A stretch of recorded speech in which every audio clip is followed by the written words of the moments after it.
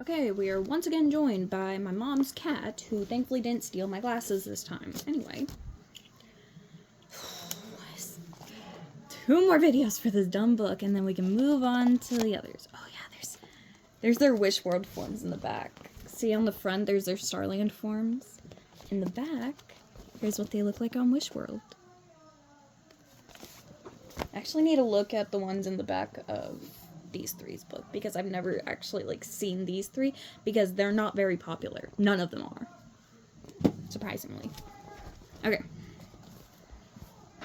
It had been a very busy morning, but everything was almost ready, and the backyard looked perfect. The tables were covered with brightly patterned tablecloths and jars full of eye-popping displays of wildflowers. The tree branches were twinkling with fairy lights, and paper lanterns hung between the trees. A colorful banner with a letter on each triangular flag spelled out, "Happy Birthday, Jane." A fun photo booth was set up in a corner with a polka-dotted backdrop and silly paper props like hats and fake eyeglasses. Jane's mother was heating up the grill, and her father was practicing playing DJ. And he was actually pretty good. Jane bustled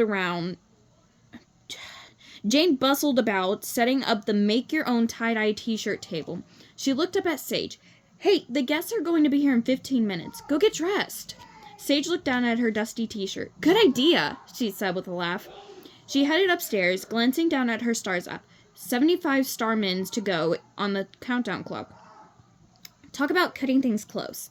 Sage took a last look around Jane's bedroom as she packed up her backpack. These wishing artifacts, her notebook and pencils from school, oh my god, these damn people. Okay, sorry, they were just being really loud. I'm not a huge fan of loud things. Okay, anyway, her math book and the paperback that Jane had given her would be of real interest to her Wishers 101 teacher, Professor Alara Ursa. Sage put on her tie-dyed shirt. She used her outfit changer to select a pretty lavender skirt. Oh my god, again! Turquoise leggings and lavender flats with big flowers on them. Just as she finished brushing and braiding her hair, the doorbell rang. She bounded downstairs and opened the door with a smile. "Welcome to Jane's..." She blinked in surprise. "OMS! What are you doing here?" In front of her was a familiar face. "Tessa!" Sage blinked at her in surprise. "How... What? But you're sparkly, and your hair's still green," Sage managed to get out. Tessa was as shimmery and vibrant as she was at home. Tessa grinned. "You look sparkly too," she told Sage. "I think we can see each other as we really are." "Aren't you going to invite me in?" asked Tessa. "Why are you here?" Sage said huffily. "Everything's fine. The party's about to start. I'm going to collect my wish energy and come back home." Tessa smiled. "Sage, relax. I'm sure it's no big deal, but Lady Stella thinks you might be Lady Stella thinks that something might be a little off with your mission. Your wish energy levels are getting low, so she sent me down to check things out," she said. Your vital signs were worrying her. It was pretty clear that your strength levels were failing, and that is the classic sign of a mission gone wrong. Sage shook her head. "So I'm a little tired. So what?" Look, as soon as the first guests arrive, the wish will come true. The countdown clock will stop. You'll see." Just then Jane came in. "Hey, Sage, tell me if I'm being crazy." Her voice trailed off. "Hello," she said. "Sage, I didn't know you invited a friend." "Yes," Sage said quickly. "I hope that's okay. This is my friend Tessa." "No, that's awesome. Pleased to meet you, Tessa. The more the merrier. Make yourself at home. We have tons of food and extra t-shirts you can make." She pulled Sage aside. "I'm freaking out a little," she said softly. She pointed at her t-shirt. "I wish the shirts were fancier. Doesn't it feel like something is missing?" "Oh, don't be silly," said Sage. "They're perfect just the way they are." "I guess you're right," Sage said.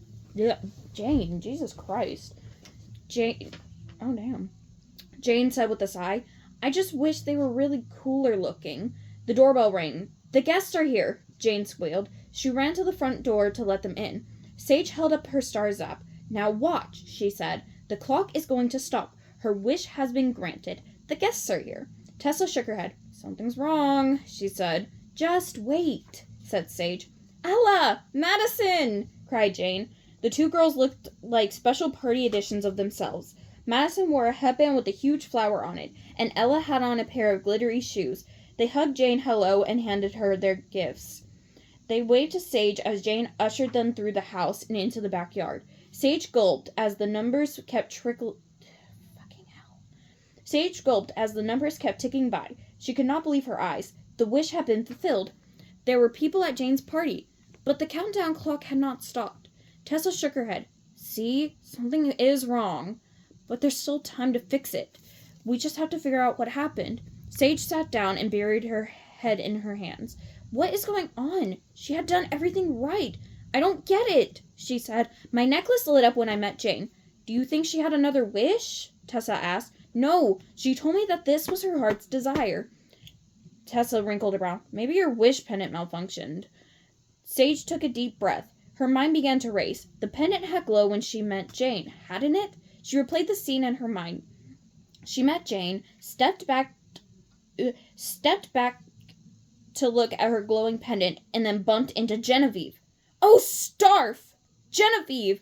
The girl whom she sprayed an entire container of chocolate milk. The girl who totally disliked her. The one girl who was not invited to the party was her wisher. Sage stood up and walked to the door. Where are you going? Tessa asked. Sage shook her head. There's not enough time to explain, but I think I know how to fix this.